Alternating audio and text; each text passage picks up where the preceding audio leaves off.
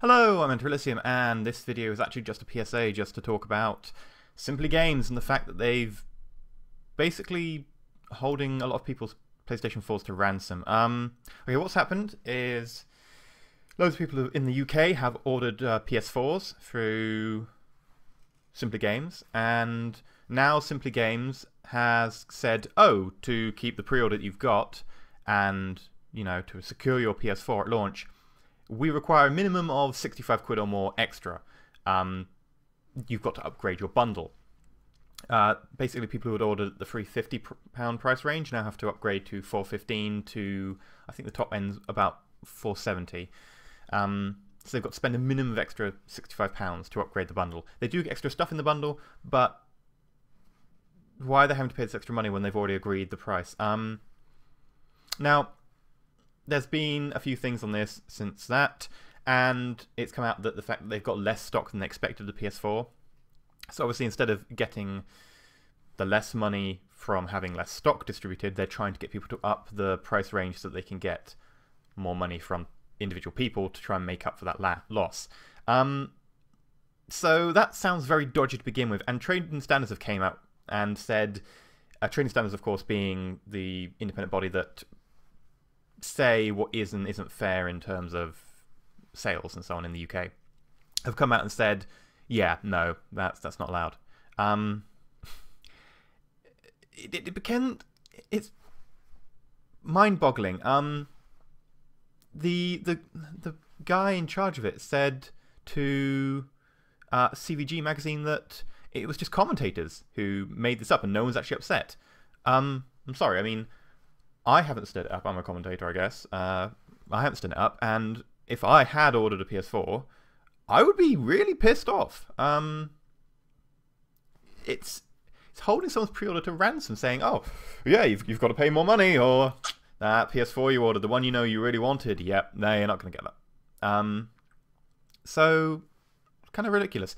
Now, the counter argument that they're going to make probably is that they just made an invitation to treat, and that the contract will be, you know, legally binding at time of shipping or sale. Now, under British law, an invitation to treat is basically if I said, okay, I'm selling this motorbike, I'm accepting offers. If you come up to me and go, oh, I'll offer you £1, that's not legally binding. That's an offer, which I can accept. That would be legally binding then. And basically, an invitation to treat is the step before making an offer that, if when accepted, is secure. So if I make an invitation to treat, I go, well, I'm thinking about maybe like £300 for this or something, and someone comes up and goes, here's £300. Probably not an invitation to treat. Probably not an offer. That's probably an invitation to treat. Alternatively, if I said, oh, I'm selling PS4s for £350. You know, if you want one, they're pre-ordered.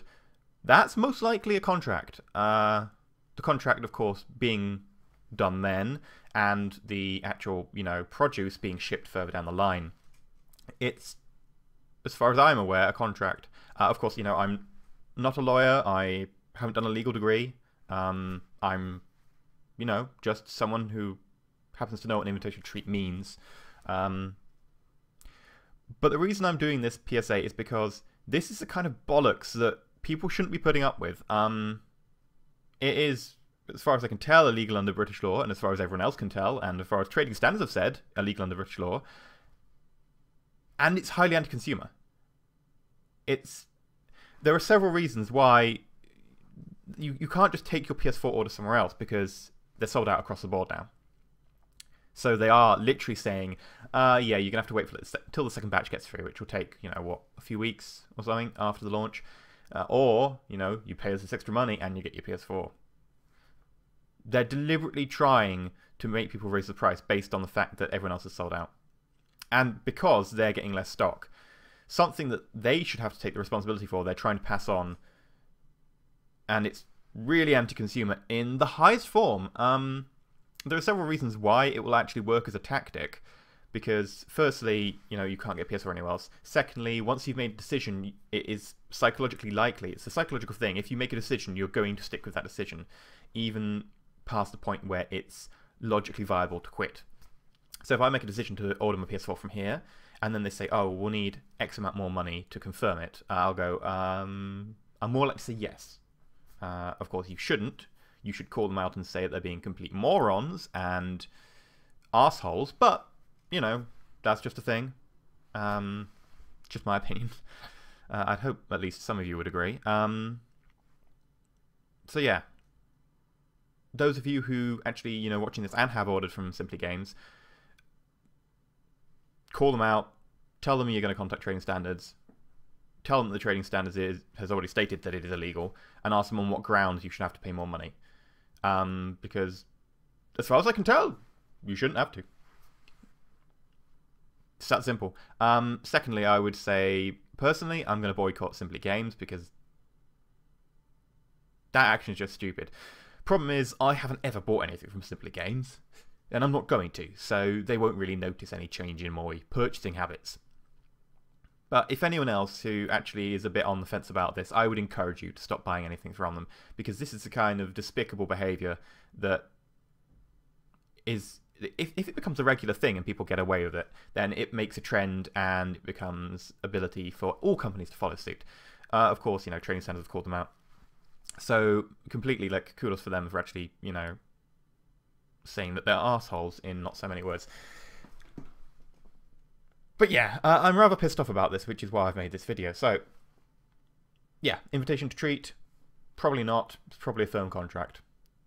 Also, interesting point of fact, if you go into a supermarket and you see a price on a shelf, that price on the shelf is not a contract price, so you can't go up and go, ah, it said £1 on the shelf. It's actually an invitation to treat, because the supermarket can't actually regulate all the prices all the time 100% accurately. So that is actually an invitation to treat. So if you go up to the desk and go, oh, it said 50p on the shelf, why are you charging me 60p? They don't have to change it. They probably will, because they don't want to end up with an argument about 5 points of law on the checkout desk. But, you know, that's just an interesting point of law. Anyway, I've been EnterElysium. I hope you found this at least useful and enlightening and inspiring. And you possibly, like me, pretty incensed by what is effectively corporate blackmail of your customers. Yeah, I've been EnterElysium. Stay shiny.